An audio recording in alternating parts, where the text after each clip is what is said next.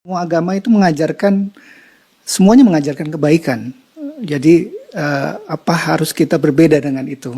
Anda merasa benar sebagai Muslim, sedangkan yang lain juga mengajarkan kebaikan. Mungkin pemikirannya saja. Semua agama itu semuanya mengajarkan kebaikan.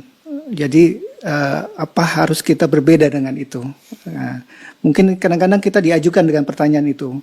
Anda merasa benar sebagai Muslim, sedangkan yang lain juga mengajarkan kebaikan. Nah, gimana kita mensikapi? Kalau Baik, gini Mas, konsepsi agama itu kan bisa diuji dalam 3 aspek. Ya kan? Satu aspek ketuhanan, teologinya. Yang kedua aspek ibadah, tata cara dia ibadah. Yang ketiga muamalah, yang mengatur pedoman dalam berinteraksi secara sosial. Yeah. Ya kan? Oke, boleh jadi di aspek yang ketiga, semua menunjuk kepada yang benar. Mengajarkan interaksi yang benar dengan sesama. Yeah. Silahkan Anda cek ya. Pasti semua agama mengatakan harus jujur, nggak boleh mencuri, kan? Nggak boleh berzina dan sebagainya. Jadi kalau ada yang membolehkan berzina, menipu dan sebagainya, dipertanyakan konsepsi keagamaannya. Di aspek yang ketiga ini, secara hukum sosial, semua bisa sepakat. Tapi dikatakan agama harus memenuhi unsur 2 lagi. Konsepsi ibadahnya bagaimana? Di agama pasti ada ibadah, karena ibadah itu konsekuensi dari keadaan seorang hamba yang menuhankan sosok Tuhan. Pembuktian dari sifat menuhankan itu adalah ibadah. Harus menyembah Tuhannya. Bagaimana konsepsinya? Caranya bagaimana dia beribadah? Diatur tidak? Cara dia ibadah seperti apa? Ditunaikan kapan? Bagaimana teknisnya? Apa maknanya? Apa hikmahnya? Apa implementasi ibadah itu bagi kehidupan?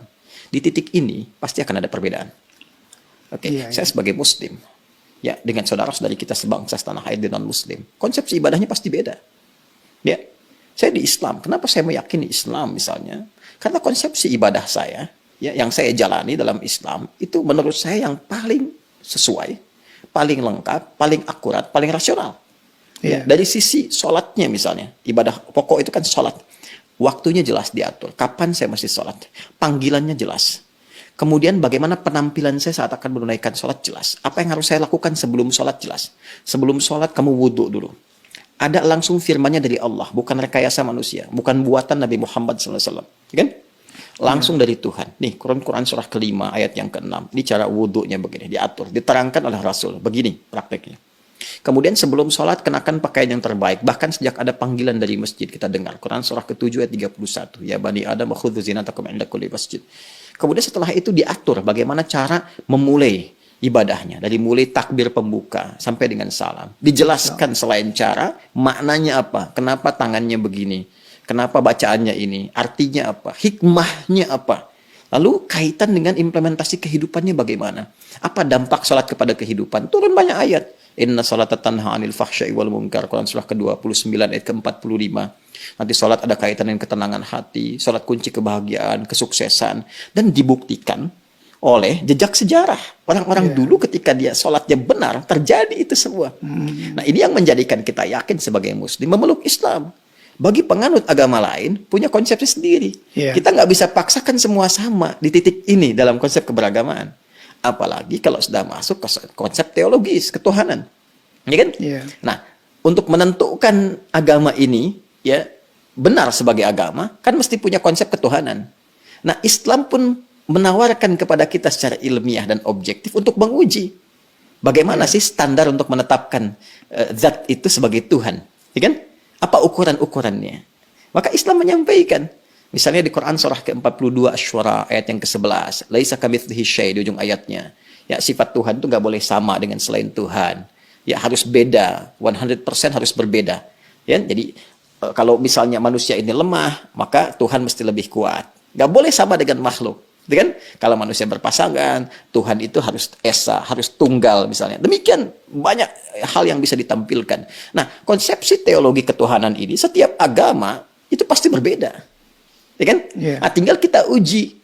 Kan negara memberikan kepada kita hak penuh, merdeka untuk memilih. Dan dahsyatnya, Al-Quran memberikan kesempatan kepada kita itu secara merdeka.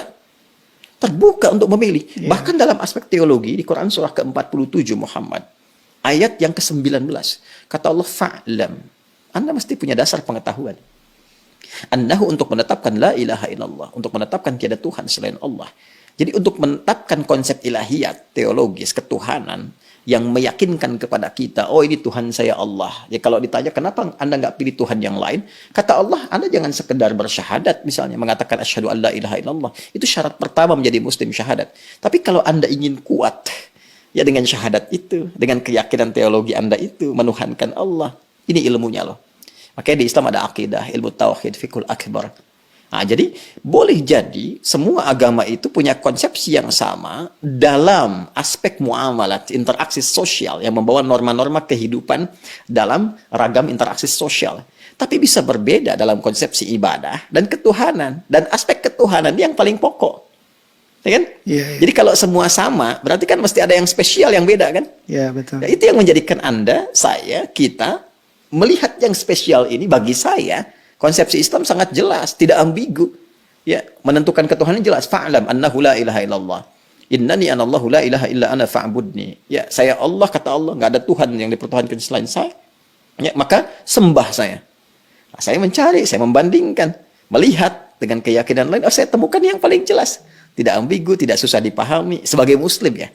Ya, dan saat yang bersamaan ketika kita meyakini Allah pun sebagai Tuhan, memeluk Islam, beribadah dalam Islam, saat yang bersamaan tetap diminta oleh Al-Quran, la ikraha fid din, gak boleh paksa orang. Betul. Indah gak? Iya, indah sekali. Lakum dinukum waliyadin. Hormati keyakinan orang lain.